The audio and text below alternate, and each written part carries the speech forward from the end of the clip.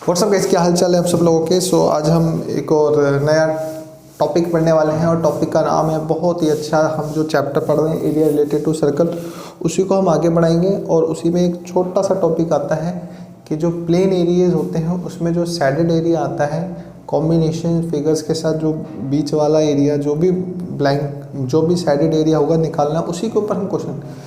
सो भाइयों प्लीज़ आप लोग ना चैनल को सब्सक्राइब कर लिया करो, अच्छा लगे करे तो जो भी नई नई वीडियो आती है उसकी नोटिफिकेशन आपको मिल जाएगी टाइमली, जिससे आप देख पाओ, आपके एग्ज़ाम में उसकी हेल्प आपको मिले ज़्यादा से ज़्यादा।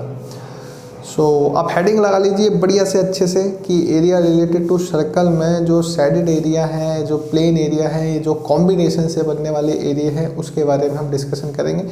हमने पिछली क्लासेस में आपको एरिया ऑफ सेक्टर, उसकी वीडियो आप देख सकते हो, और एरिया ऑफ सेगमेंट उसके बारे में सीख सकते हो। एरिया ऑफ सेगमेंट के क्वेश्चन यहाँ पे इसमें कॉम्बिनेशन से बनेगा तो एरिया ऑफ सेगमेंट दोनों आ जाएगा। तो सेक्टर, सेगमेंट और साथ में कुछ ट्राइंगल्स के फॉर्मूले हैं, वो सब आपको पढ़ने पड़ेंगे। तो छोटी मोटी बातें बता देता हूँ पहले, तो जो आपकी यूज़ में आ सकती है। सबसे पहले सर्कल, अगर ये सर्कल है और ये रेडियस है r, तो इसका एरिया होता है पाई r स्क्वायर। अगर इसका क्वाड्रेंट निकालना है तो 1/4 होता है। अगर इसका हाफ निकालना है तो 1/2 होता है। बस इसकी जो सरकमफ्रेंसेस होती है 2πr होती है। आधी सरकमफ्रेंसेस लोगे, आधी सरकमफ्रेंसेस लोगे तो πr होगी। 1/2 कर दोगे तो 2 से 2 कट जाएगा, πr बचेगी। फिर अगर आपको सेक्टर निकालना है थीटा वाला तो πr स्क्वायर थीटा अपॉन 360 होगा। अगर ये वाली लेंथ निकालनी है तो 2πr पूरी होती है, और थीटा के लिए निकालनी है तो थीटा अपॉन 360 होगा। और साथ में मैंने आपको बताया था कि जो जीवा होती है उससे जो एरिया बनता है उसे सेगमेंट बोलते हैं।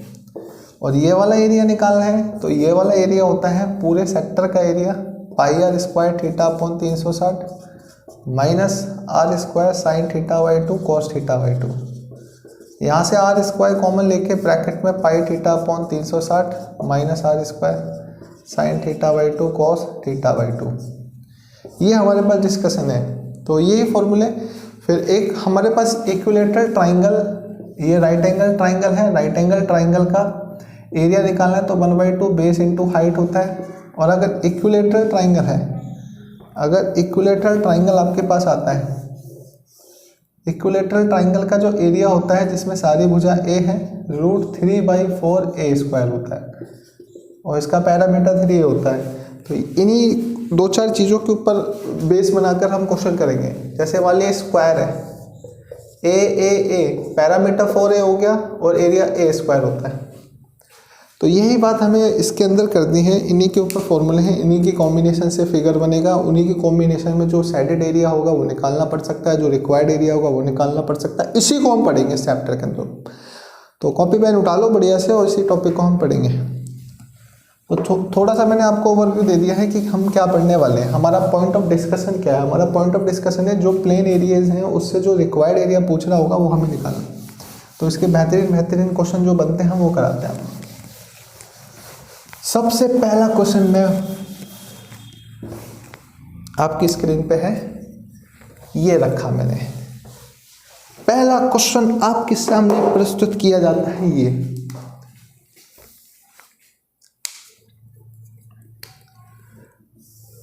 ये है एक स्क्वायर, इसकी भुजा है 10 सेंटीमीटर। ये भी 10, ये भी 10, ये भी 10 और ये भी 10। सारी भुजा a है, a बराबर है 10 स्क्वायर। अब इसमें एक 4 क्वाड्रेंट है, 4 क्वाड्रेंट है, और इनके बीच का एरिया निकालना है। और यहाँ से लेकर यहाँ तक ये है 5, सबकी 5 है। 5 सेंटीमीटर, 5 सेंटीमीटर, इधर भी 5 सेंटीमीटर आधी, इधर भी 5 सेंटीमीटर, इधर भी 5 सेंटीमीटर। सर हम समझ गए। मैंने कहा बहुत बढ़िया, आप समझ गए तो इससे बढ़िया बात तो हो ही नहीं सकती। 5 सेंटीमीटर, इधर भी 5 सेंटीमीटर। आपको ये सैडेड एरिया निकालना है, आपको निकालना है सैडेड एरिया। एक स्क्वायर में 4 क्वाड्रेंट बने हुए हैं, तो जो बीच का एरिया है शेडेड वाला, ये वाला एरिया आपको निकालना है। और साइड जो है, भुजा जो है वो है 10। भुजा कितनी है? 10 सेंटीमीटर। किसकी? स्क्वायर की। तो जब हम इसका एरिया निकालेंगे तो इसका एरिया क्या हो जाएगा? ये रिक्वायर्ड एरिया बोलो या शेडेड एरिया बोलो, रिक्वायर्ड एरिया बोलो या शेडेड एरिया बोलो। इस पूरे के पूरे, आप मुझे बताइए कि जो मुझे शेडेड वाला एरिया निकालना है, अगर पूरे के पूरे स्क्वायर में से एक क्वाड्रेंट ये, एक क्वाड्रेंट ये, एक क्वाड्रेंट ये, एक क्वाड्रेंट ये, 4 क्वाड्रेंट घटा दूं तो मेरा आंसर निकल जाएगा। तो एरिया ऑफ स्क्वायर, स्क्वायर के एरिया में से minus area of 4 quadrant, area of 4 quadrant. अब आप मुझे बताइए कि एरिया ऑफ स्क्वायर क्या होता है? ए स्क्वायर। और 4 क्वाड्रेंट का अगर आप एरिया निकालोगे, एक क्वाड्रेंट ये है, एक क्वाड्रेंट ये है, एक क्वाड्रेंट ये है, एक क्वाड्रेंट ये है, और सबकी रेडियस 5 है। तो अगर एक क्वाड्रेंट है तो ये पूरा एक प्रकार से सर्कल नहीं बन गया? आप खुद देखिए कि एक क्वाड्रेंट ये वाला हो गया, ये वाला नीचे वाला ये वाला हो गया, और ये वाला कोई भी एक, तो मतलब एरिया ऑफ सर्कल। तो 4 इंटू एक क्वाड्रेंट का एरिया होता है pi are, 1/4 pi are square. तो 4 मतलब पाई आर स्क्वायर। ए की वैल्यू कितनी है? 10। तो 10 का स्क्वायर माइनस पाई की वैल्यू 22/7, आर की वैल्यू 5 इंटू 5, 10 700 माइनस 22 पंजे 110 पंजे 550/7, 60 150/7 सेंटीमीटर स्क्वायर। ये आंसर हो जाए। समझ गए बात को? तो मतलब सिंपल सा क्वेश्चन था कि जो स्क्वायर है, स्क्वायर में 4 क्वाड्रेंट दे रखे हैं और वही आपको निकालना है। सेम क्वेश्चंस को अलग तरीके से भी बना के दे सकता है। जैसे कि मान लीजिए इसी क्वेश्चन को, इसमें एक ही सर्कल माइनस हो रहा है ना, क्वाड्रेंट क्वाड्रेंट क्वाड्रेंट क्वाड्रेंट। अरे भाई क्वाड्रेंट क्वाड्रेंट क्वाड्रेंट तो एक ही सर्कल हो गया ना पूरा का पूरा? हाँ सर हमें पता है एक ही सर्कल हो गया।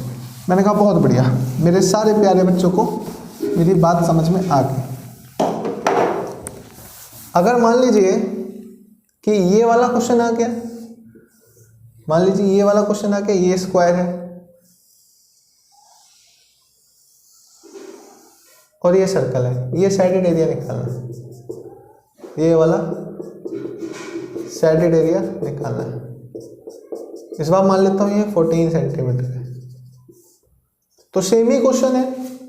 अरे भाई 14 सेंटीमीटर है तो इसकी रेडियस कितनी हो जाएगी? 7 सेंटीमीटर नहीं हो जाएगी? तो अगर रिक्वायर्ड या शेडेड एरिया आप निकालना चाहते हो, शेडेड एरिया अगर आप निकालना चाहते हो तो स्क्वायर के एरिया में से, जो कि 14 का स्क्वायर हो जाएगा, माइनस एक सर्कल तो घटाना है, pi are square, pi are square है ना? हाँ सर ये तो बात आपने सही की। 196 माइनस 154, 6 ये हो गया 60 और 42, ये मेरे पास कितना हो गया? 5 और 4 9, ठीक, 42 सेंटीमीटर स्क्वायर। लिखना पड़ेगी यूनिट, इस यूनिट के आधे नंबर होते हैं, हर बार कहता हूँ। ये देखो ये भी सेम ही क्वेश्चन है। तो इसका मतलब क्या है कि आपको एक स्क्वायर में से एक सर्कल घटाना है। लेकिन अगर ये क्वेश्चन आ जाए कि एक सर्कल है और सर्कल के बीच में एक स्क्वायर है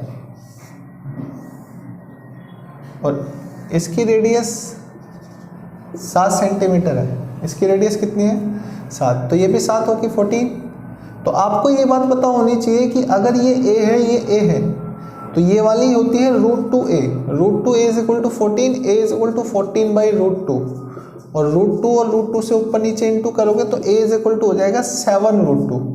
तो मतलब a 7√2 आ गई।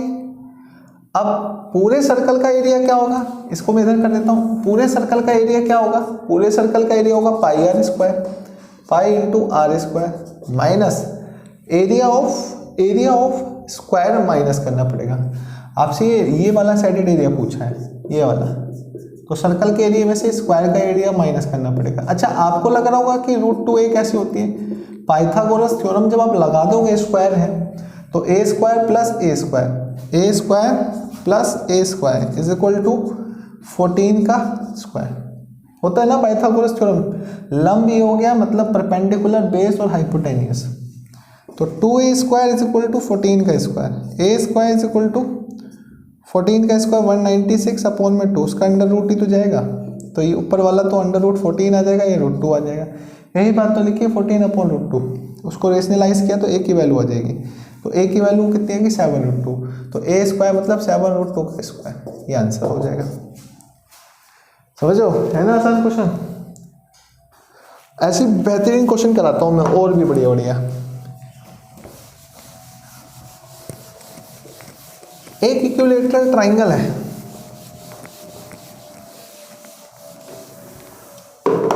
एक इक्विलैटरल ट्राइंगल है, बहुत ध्यान से देखना कैसे बन रहा है इक्विलैटरल ट्राइंगल। एक सर्कल, एक ये सर्कल और एक ये सर्कल टच कर रहे हैं आपस में एक दूसरे को।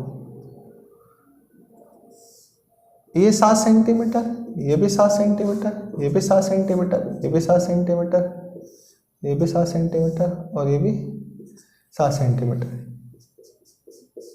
ये एरिया निकालना है सैडेड वाला। सैडेड एरिया देखिए कैसे निकलेगा। अगर ये 14 हो, ये 14 है, 14 तो ये इक्विलैटरल ट्राइंगल हो गया। इक्विलैटरल ट्राइंगल कौन सा ट्राइंगल होता है? इक्विलैटरल ट्राइंगल वो ट्राइंगल होता है जिसकी सारी भुजा बराबर होती है और सारे के सारे एंगल 60 डिग्री के होते हैं। तो इसका मतलब ये हो गया कि ये वाला एंगल 60 डिग्री हो गया, ये वाला एंगल भी 60 डिग्री हो गया और ये वाला एंगल भी 60 डिग्री। ये सैडेड एरिया निकालना है। अब आप थोड़ा सा दिमाग लगाइए मेरे प्यारे बच्चों कि अगर पूरे इक्विलैटरल ट्राइंगल में से एक ये वाला सेक्टर और एक ये वाला सेक्टर और एक ये वाला सेक्टर माइनस कर दूं तो मेरे पास सैडेड एरिया आ जाएगा। तो जब मैं इसका सॉल्यूशन करूंगा तो मैं लिखूंगा रिक्वायर्ड एरिया, जो मुझे एरिया चाहिए सैडेड वाला। इक्विलैटरल ट्राइंगल का जो फॉर्मूला होता है वो होता है √3/4a²। होता ही नहीं होता। इक्विलैटरल ट्राइंगल में से उसके एरिया में से माइनस कर दूंगा। एक सेक्टर का एरिया क्या होगा? एक सेक्टर का एरिया होगा πr² θ/360। हाँ है ना, πr² θ/360, θ/360, θ 60 नहीं है अभी, जब यहाँ करूँगा यहाँ लिख दूंगा। और कितने सेक्टर हैं ऐसे? 3। ओ माय गॉड, ये आंसर हुआ बिल्कुल। एरिया ऑफ इक्विलैटरल ट्राइंगल हो जाएगा √3/4a²। ए मतलब 7 × 7 माइनस। एक सेक्टर का एरिया क्या होता है? एक सेक्टर का एरिया होता है πr² θ/360। तो r कितनी है? अच्छा, इसकी 14 है, 14 × 14, रेडियस है 7 × 7 πr² θ 60/360 और ऐसे कितने सेक्टर हैं? 3। ये आंसर हो जाएगा। तो ये हो जाएगा 196, इससे कट गया 2 7 और ये 7, 7 7 49√3 माइनस 7 से 7 कट गया, इससे कट गया 6 बार, 3 दूनी 6, 2 से 11 मतलब 77 और यही सेंटीमीटर स्क्वायर हो जाएगा। और फर्दर सॉल्व करना है तो 14 × 1.732 - 77 तो वो सेंटीमीटर स्क्वायर आपका आंसर आ जाएगा। सॉरी, ये तो अच्छा क्वेश्चन था। मैंने कहा ऐसे अच्छे क्वेश्चन तो कराऊंगा, यही तो कराने के लिए मैं आया हूँ। अच्छा, क्या ऐसा हो सकता है कि ये 3 की जगह 4 टच कर जाए सर्कल एक दूसरे को? मैंने कहा हाँ। उसमें फिर क्या बन जाएगा? उसमें बन जाएगा स्क्वायर। कैसे बनेगा मैं दिखाता हूँ।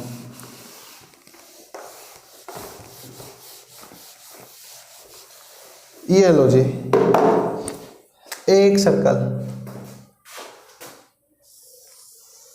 एक और सर्कल, एक और सर्कल, एक और सर्कल, 4 सर्कल आपस में एक दूसरे को टच कर रहे हैं, समान रेडियस के, इसका सेंटर, इसका सेंटर, इसका सेंटर, इसका सेंटर, इनके बीच में जो एरिया है इसकी वैल्यू निकाल ली। समझ लो बात को। ये मान लीजिए 7, ये 7, ये 7, ये 7, ये 7, ये 7, ये 7, ये 7, तो इसमें भी तो वही क्वेश्चन हो गया, थोड़ी देर पहले मैंने यही तो बात बताई थी। देखिए ध्यान दीजिए, एक स्क्वायर में से क्या माइनस करना है, एक स्क्वायर में से एक सर्कल माइनस करना है, एक क्वाड्रेंट, टोटल 4 क्वाड्रेंट। तो area of square a square minus pi are square, ये इसका आंसर होगा। वैल्यू पुट करनी है, आंसर निकाल देना है, बस छोटी सी बात है।